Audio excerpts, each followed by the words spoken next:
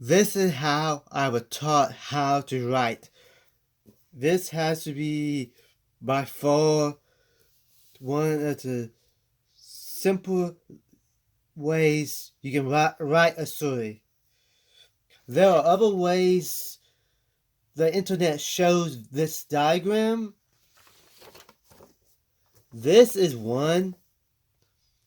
I don't like this because this is too complicated, and I think the whole idea of this is to discourage new writers.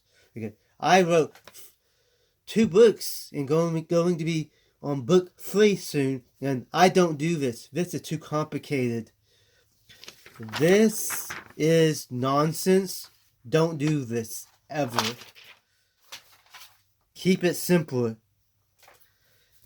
Okay, this part 1 is just like a basic setup.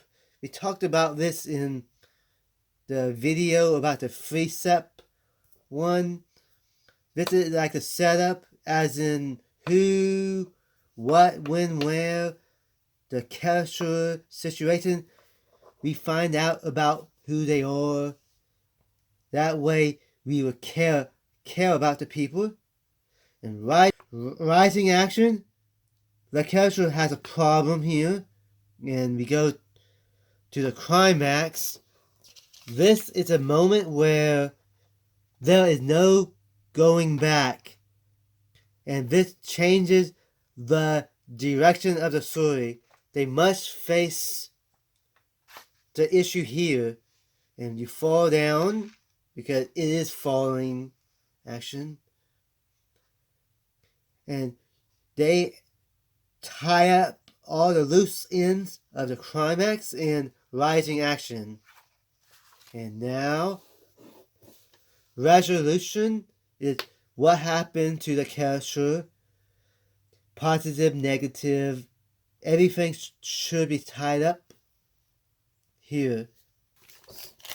An upgrade to this, you will find this on the internet if you do Google.